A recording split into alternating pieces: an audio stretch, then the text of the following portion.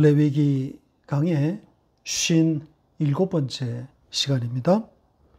레위기 22장 26절로 마지막 33절까지입니다. 같이 읽겠습니다. 여호와께서 모세에게 말씀하여 이르시되 수소나 양이나 염소가 나거든 이레 동안 그것의 어미와 같이 있게 하라. 8째 날 이후로는 여호와께 화제로 예물을 드리면 기쁘게 받으심이 되리라. 암소나 암양을 막론하고 어미와 새끼를 같은 날에 잡지 말지니라. 너희가 여호와께 감사 제물을 드리려거든 너희가 기쁘게 받으심이 되도록 드릴지며 그 제물은 그날에 먹고 이튿날까지 두지 말라. 나는 여호와이니라. 너희는 내 계명을 지키며 행하라. 나는 여호와이니라. 너희는 내 성호를 속되게 하지 말라. 나는 이스라엘 자손 중에서 거룩하게 함을 받을 것이니라. 나는 너희를 거룩하게 하는 여호와요 너희의 하나님이 되려고 너희를 애굽 땅에서 인도하여 낸 자니 나는 여호와이니라. 아멘. 오늘 본문도 말씀하셨다로 시작하고 있습니다. 첫 문장의 첫 단어가 하나님의 동작인 말씀하셨다입니다. 예수 그리스도의 등장을 알리는 것이라고 그랬죠. 오늘 이야기도 계속되는 재물 이야기인데 당연히 그 재물은 예수입니다. 예수가 오늘 이야기 속에 어떻게 담겨 있는지 자세히 살펴보도록 하겠습니다. 오늘 제물 이야기에는 어떤 제사에 드리는 제물인지는 구체적으로 나와 있지는 않습니다. 물론 이제 감사 제물이라는 단어가 등장하는데 나중에 살펴드리겠습니다. 제물로 숫소나 양 혹은 염소가 제물로 등장하는데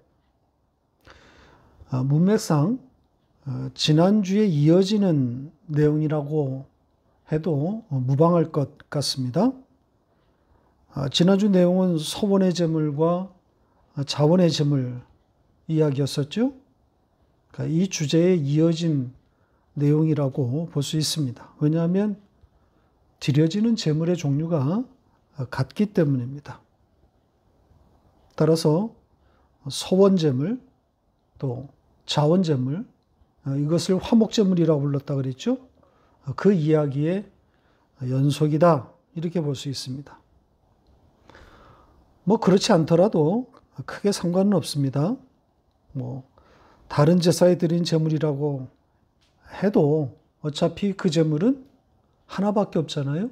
예수란 말이죠. 희생제물은 예수밖에 없습니다. 오늘 제물 이야기도 예수의 이야기로 읽지 않으면 이상한 내용이 됩니다. 이 문자의 뜻만 따라가다 보면 자칫 교훈만 남게 된단 말이죠. 자, 오늘 제물에 대한 내용이 어떤 것들이 기록되어 있습니까? 소나 양이나 염소를 제물로 드릴 때 갓난 새끼, 갓 태어난 새끼는 7일 동안 어미와 함께 있도록 하라 그러죠. 그리고 8일이 지난 후에 제물로 드려줄 수 있다는 내용입니다. 그리고 또 한 가지는 어미나 새끼를 동일한 날에 한 날에 드리지 말라는 거죠. 따라서 문자적으로만 접근하면 어떤 이야기가 되겠습니까? 갓 태어난 새끼를 어미와 함께 7일을 함께 두라는 거잖아요. 충분히 어미의 젖을 먹여주라는 걸까요? 갓 태어난 새끼를 제물로 바치는 것이 비정하다는 이야기일까요? 그리고 어미와 새끼를 같은 날에 잡아 죽이는 것, 그것도 동물 사랑이나 동물보호, 뭐 그런 차원에서 읽어내야 하는 걸까요? 그런 이야기가 아니란 말이죠. 갓 태어난 새끼, 즉 8일이 지나지 않은 새끼를 제물로 드리지 말라는 것과 어미와 새끼를 같은 날 죽여서 제물로 드리지 말라는 이 내용은 예수의 이야기란 말입니다. 그렇게 봐야 하는 충분한 근거가 있습니다. 오늘 본문 안에 어떻게 읽으라는 그 주문, 예수의 이야기로 읽으라는 주문이 들어있단 말이죠. 자, 그 이야기를 먼저 하고 그 제물의 구체적인 내용을 좀 해석해 보겠습니다. 제가 첫 절, 또 첫 문장의 첫 단어가 말씀하셨다. 이것을 예수의 등장이다. 이렇게 말했는데 제 설교를 그동안 잘 따라오신 분들이라면 전혀 거부감이 없는 해석일 겁니다. 그러나 이제 익숙하지 않은 분들을 위해서 다른 내용, 즉 오늘 본문의 뒤에 나오는 이야기, 그것을 가지고 왜 예수의 이야기인지를 먼저 증명해 드리도록 하겠습니다. 31절을 다시 보겠습니다. 같이 읽겠습니다. 너희는 내 계명을 지키며 행하라. 나는 여호와이니라. 계명을 지켜 행하라 하죠. 계명들입니다. 여기에 계명은 바로 앞에 나온 그 제물에 대한 규례를 말하는 겁니다. 갓난 새끼는 8일이 지난 후에 바칠 수 있다는 것과 또 어미와 새끼는 같은 날 죽이지 말라. 이 규례를 말한 겁니다. 그러니까 이제 앞에 나온 내용에 대한 반복이니까 또 강조인 거죠. 한 번 더 상기시키는 거란 말입니다. 그러면서 뭐라고 이어서 말하고 있습니까? 나는 여호와이니라 이렇게 되어 있습니다. 이게 무슨 뜻입니까? 이게 나야. 이 계명이 곧 나란 말이지. 내 이야기로 읽어라. 이런 의미입니다. 이 계명에 당신을 담았다는 거잖아요. 당신 이야기를 하고 있는 겁니다. 계속 이어지는 문장들은 더 어마어마합니다. 32절에서는 당신의 성호를 속되게 하지 말라. 이렇게 말하고 있습니다. 그러니까 그 제물 이야기에 이게 담겨 있다는 그런 의미입니다. 여기에 내 성호, 내 거룩한 이름을 속되게 하지 말라. 여기 이 속되게 하다, 이 단어의 원뜻은 구멍을 뚫다, 이런 단어입니다. 그러니까 하나님의 거룩한 이름을 구멍내지 말아라. 이런 거죠. 그러니까 앞에서 지금 말하고 있는 그 제물에 대한 규례대로 하지 않는 것은 하나님의 거룩한 이름을 뚫어버리는 그런 거라는 겁니다. 그러면서 거룩에 대해서 이어서 말하십니다. 당신은 이스라엘 자손 중에서 거룩히 여김을 받으실 존재다. 이렇게 말씀하십니다. 무슨 뜻입니까?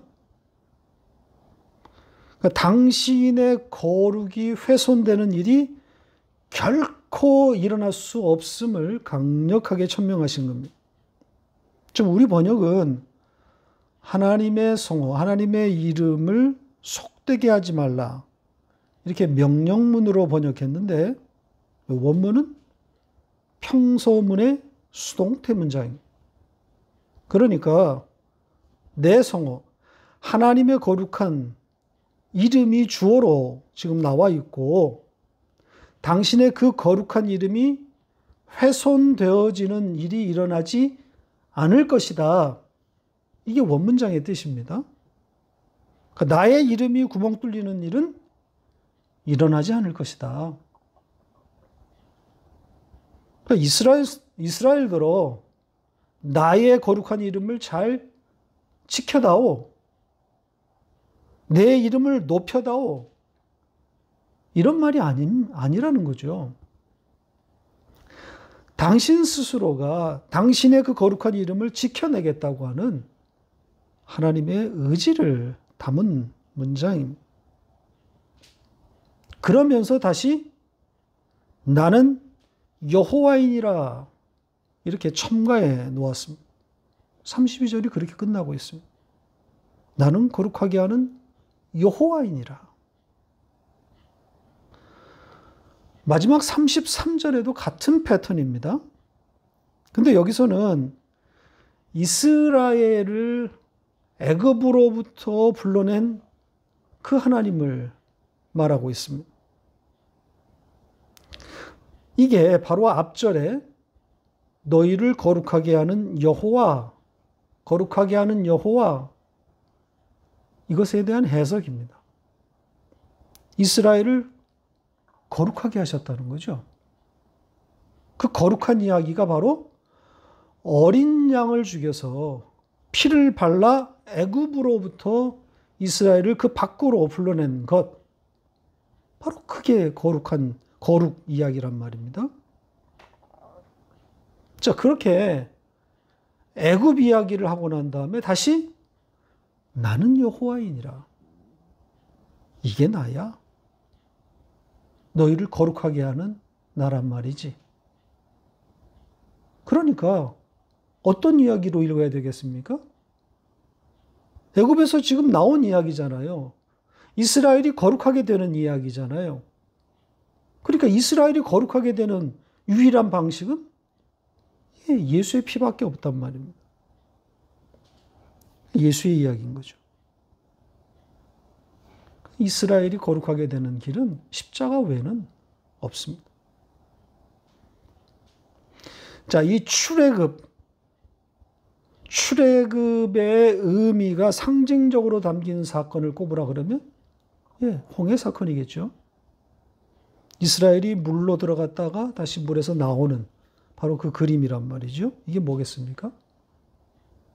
세례인 거죠. 예수가 그 물에 빠져 죽고 이스라엘이 그 예수를 밟고 나오는 그런 그림이란 말입니다. 고린도전서 10장 1절로 4절 같이 읽겠습니다.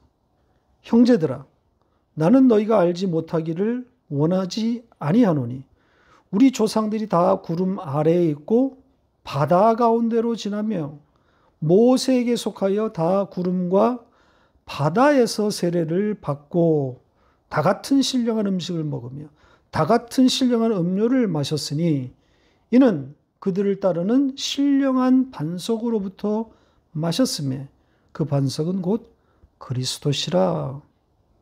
보시는 것처럼 홍해 사건을 세례로 해석하고 있지 않습니까? 세례의 의미가 뭡니까? 예수를 죽이고 내가 살아났다는 의미 아닙니까? 사람들이 보통 세례의 의미를 과거에 나를 죽이고 내가 죽고 이제 새롭게 태어났다, 새롭게 되었다. 이게 세례의 의미라고 생각하는데 반만 맞은 겁니다. 내가 죽은 것에 앞서 누가 죽은 겁니까? 예수가 그 물에 빠져 죽었음을 먼저 봐야 하는 거죠. 그게 죽음이란 말입니다. 따라서 오늘 제물 이야기를 어떻게 읽어야 하는지가 명확해지는 겁니다. 예수 이야기인 거죠. 우리를 거룩하게 하는 그 십자가, 예수의 십자가 이야기인 겁니다. 자, 이 결론을 가지고 다시 제물 이야기, 그 이야기로 한번 돌아가 보죠. 먼저 갓난 새끼를 제물로 드릴 때 7일간은 어미와 함께 있으라고 한 것, 그리고 8일이 지난 후에 제물을 드릴 수 있다고 하는 이 내용을 좀 살펴보겠습니다. 자, 이 이야기가 예수의 이야기 십자가 이야기라고 하는 전제를 가지고 보면 금방 감을 잡을 수 있을 겁니다. 왜냐하면 여기 등장하는 숫자들이 예사롭지 않기 때문입니다. 7과 8이 등장하고 있지 않습니까? 7은 우리가 아는 대로 완전을 담고 있는 숫자입니다. 창조의 숫자이기도 하고요. 꽉 채워졌음이란 말이죠. 지금 태어난 지 7일을 채우라고 하는 겁니다. 완성 아닙니까? 그러니까 완전한 제물이 되는 거예요. 7일이 채워짐으로 그 제물은 완전한 제물이 되는 겁니다. 어미의 젖을 충분히 먹이라는 그런 종류의 이야기가 아니란 말이죠. 그런 이야기라면 제물로 갓 태어난 새끼를 바치는 것 자체가 비정한 것 아닙니까? 그리고 8일이 된 새끼, 그것도 여전히 어미의 젖이 필요한 갓난 새끼 아닙니까? 그걸 어떻게 죽입니까? 7일이든 8일이든 그게 무슨 의미가 있습니까? 다 어린 것들이란 말이에요. 어리기는 다 마찬가지 아닙니까? 요즘 반려견에 대한 관심이 무척 큽니다. 반려견 인구가 어마어마하지 않습니까? 이제는 식용견, 보신탕 이야기는 꺼낼 수도 없는 그런 시대가 되어버렸습니다. 그 이쁜 것, 그 내 자식 같은 그걸 어떻게 끓여 먹는단 말입니까? 내 자식 같은 동물 아닙니까? 성경에 개를 제물로 드리라는 내용이 없는 것이 얼마나 다행인지 모릅니다. 그런데 간혹 여기에 지금 제물로 등장하고 있는 소, 또 양, 염소 이런 동물을 반려동물로 키우는 분들도 있단 말이죠. 자, 그런 분들에게 오늘 제물 이야기는 비정하기 짝이 없습니다.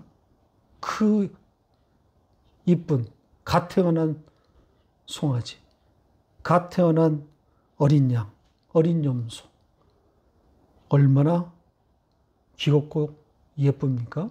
어떻게 잡아 죽입니까? 그러니까 이렇게 문자적으로 가면 답이 없어요. 그런 이야기가 아닙니다.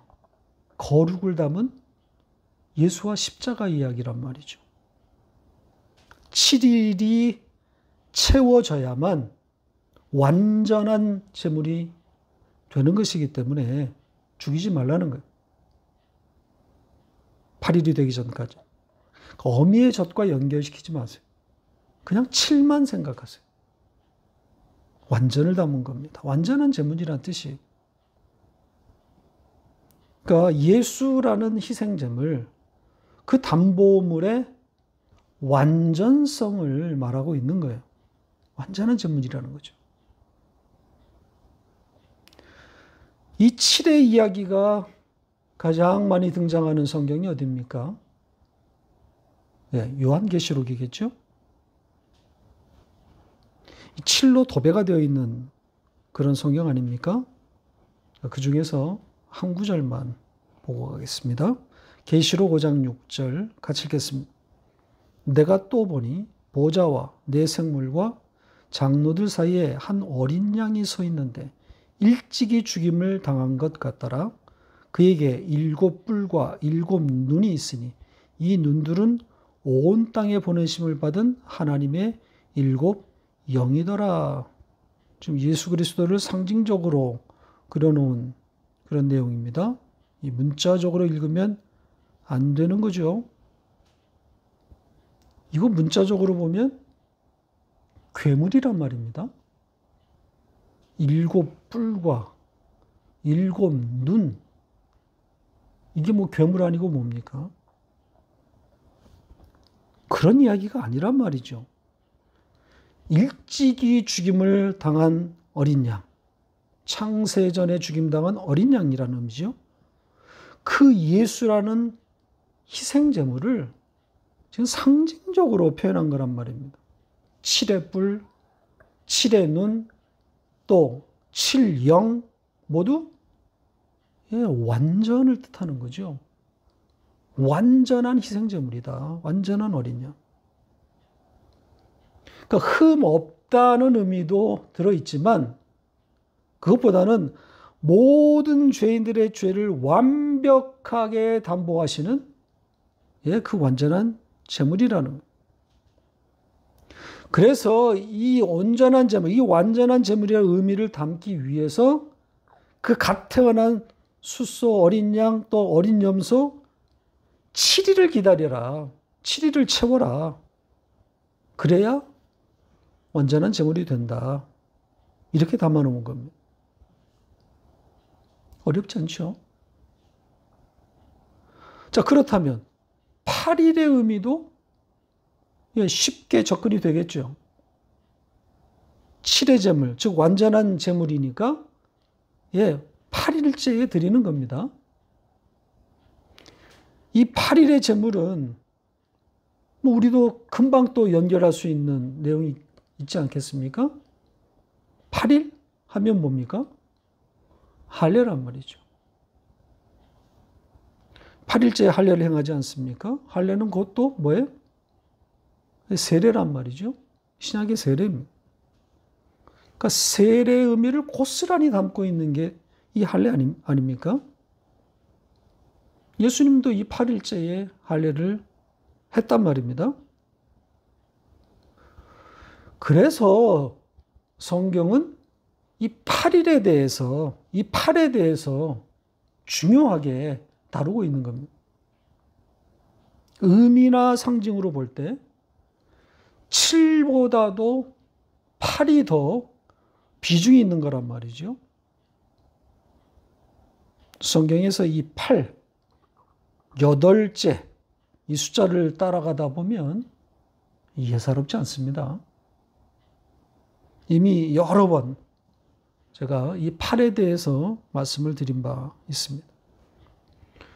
그리고 이 레위기에서도 여러 곳에 이 8의 의미가 선명하게 등장했었단 말이죠. 자, 그 중에서 이 나병 환자의 그 규례를 좀 보겠습니다. 그 8에 대해서 다룬 바가 있는데 레위기 14장 7절로 13절입니다. 같이 읽겠습니다. 나병에서 정결함을 받을 자에게 7번 뿌려 정하다 하고 그 살아있는 새는 들에 놓을지며 정결함을 받은 자는 그의 옷을 빨고 모든 털을 밀고 물로 몸을 씻을 것이라. 그리하면 정하리니 그 후에 진영에 들어올 것이나 자기 장막 밖에 이레를 머물 것이요 7째 날에 그는 모든 털을 밀되 머리털과 수염과 눈썹을 다 밀고 그의 옷을 빨고 몸을 물에 씻을 것이라. 그리하면 정하리라.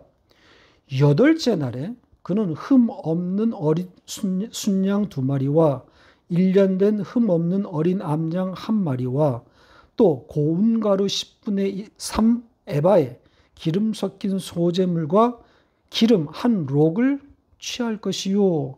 정결하게 하는 제사장은 정결함을 받을 자와 그 물건들을 회막문 여호와 앞에 두고 어린 순양 1마리를 가져다가 기름 1록과 아울러 속건제로 드리되 여호와 앞에 흔들어 요제를 삼고 그 어린 순양은 거룩한 장소 곧 속죄제와 번제물 잡는 곳에서 잡을 것이며 속건제물은 속죄제물과 마찬가지로 제사장에게 돌릴지니 이는 지극히 거룩한 것이니라.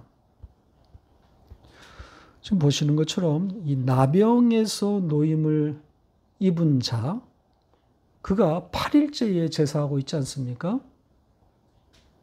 여기 7이라는 숫자도 함께 나오는데 온전하게 나음을 입었다는 의미 아니겠습니까?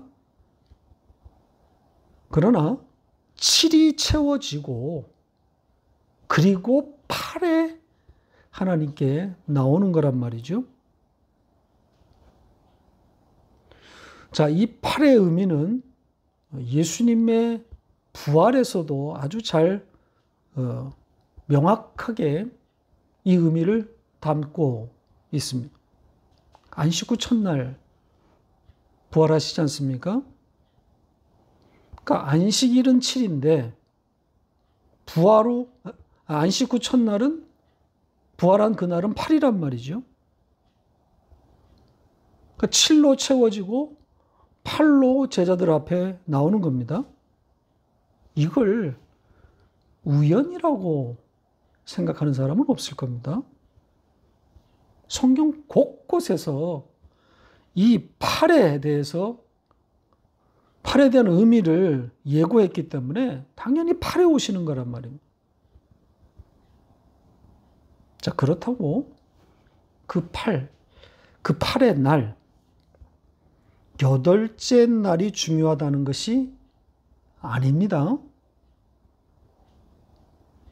그러니까 7을 채우고 8로 나와야 성경의 일관성이 무너지지 않기 때문에 지금 이 숫자가 등장하는 건데, 그냥 그 8일, 그 8째 날 그 자체의 의미를 두게 되면 그건 바보 같은 짓이 되는 겁니다. 지금 교회들이 하고 있는 것들이 안식 후 첫날, 지금의 즉 일요일이죠. 일요일에 그날에 예배해야 한다. 이렇게 되면 절기를 지키는 천박한 짓이 되는 겁니다. 그 8의 날을, 8째 날을 주일이란 단어까지 탄생시키며 지키고 있단 말이죠. 성경에 어디 안식 후 첫날을 주일이라고 부른 적이 있답니까? 주의 날은, 성경이 말하는 주일은 십자가가 선 날이에요. 예수의 오심을 말하고 있는 거란 말입니다. 성령의 오심이에요. 일요일과는 아무런 연관이 없습니다. 그런 일요일을 주일이라고 부르면서 주일 예배를 율법적으로 지키고 붙들고 있으니 통탄할 일입니다. 일요일 예배를 없애자고 주장하는 게 아닙니다. 하나님의 백성들이 모일 수 있는 날에 자주 모여서 예배하는 것이 그게 얼마나 아름답고 좋습니까?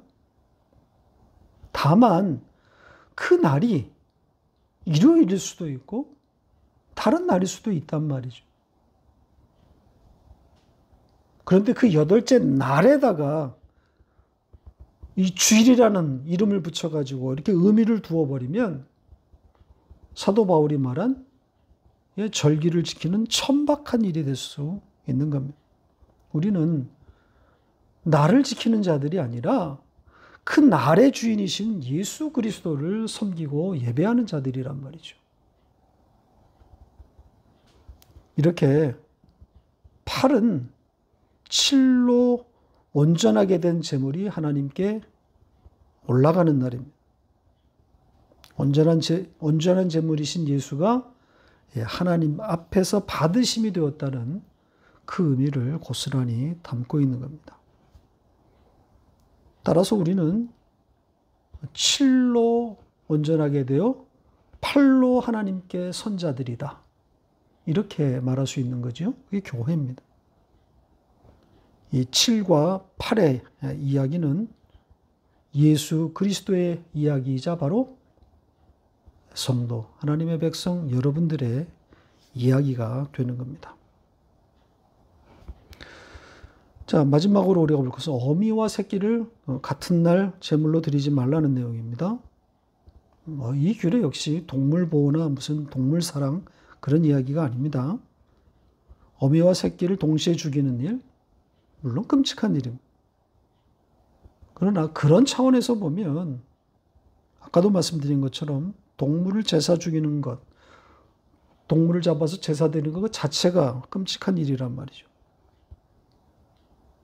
하나님이 왜 이런 일을 감행하시는 거겠어요? 예수의 희생 제사를 담아놓기 위함이란 말입니다. 그걸 가르치기 위함입니다. 하나님께서 당신의 아들을 죽여서 우리를 살려내는 처절한 사랑 이야기란 말입니다. 죽음보다 강한 아버지의 사랑 이야기인 거죠. 따라서 어미와 새끼를 같은 날 죽이지 말라는 규례도 그 차원에서 읽어야 합니다. 새끼의 죽음을 바라보는 어미의 심정을 담아놓은 겁니다. 아버지의 아픈 마음이란 말이죠. 그리고 제사의 제물은 한 마리로 충분하다는 것을 담아놓았습니다. 한 제사에 두 마리가 드려질 필요가 없는 거죠. 어미와 새끼가 같이 올라갈 필요가 없는 겁니다. 한 마리로 충분합니다. 그러니까 한 분의 죽음, 한 마리의 어린 양의 죽음으로 충분하다는 그런 의미를 담았습니다. 한 가지 추가할 것은 아까 감사제물이라는 단어가 등장했다 그랬죠? 29절에 다시 한번 보시죠. 지금 여기에 이 감사제물은 지난주에 등장했던 화목제물과 마찬가지로 제물의 성격을 담고 있는 표현으로 봐야 합니다. 그러니까 제물이신 예수 그리스도의 성격을 담은 거죠. 이 감사로 번역된 이 단어를 추적해 보면 흥미롭습니다. 구약 성경에 이 단어가 32번 등장했는데 감사, 찬송, 그리고 고백 이렇게 번역되었습니다. 이 단어의 어원을 추적해 보면 야다라는 동사에서 왔다고 되어 있습니다. 여기에 야다는 알다의 그 야다가 아니라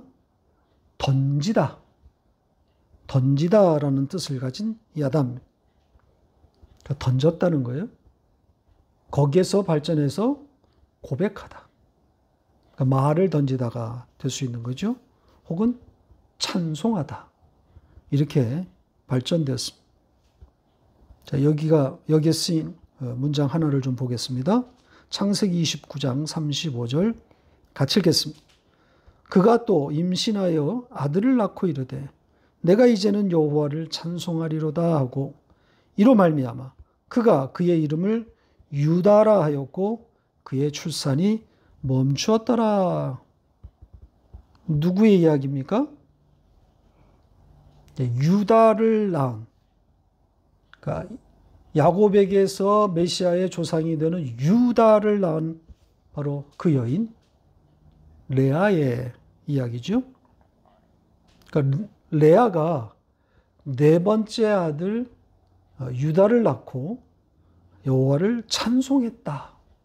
이렇게 기록되어 있습니다. 여기에 이 찬송했다.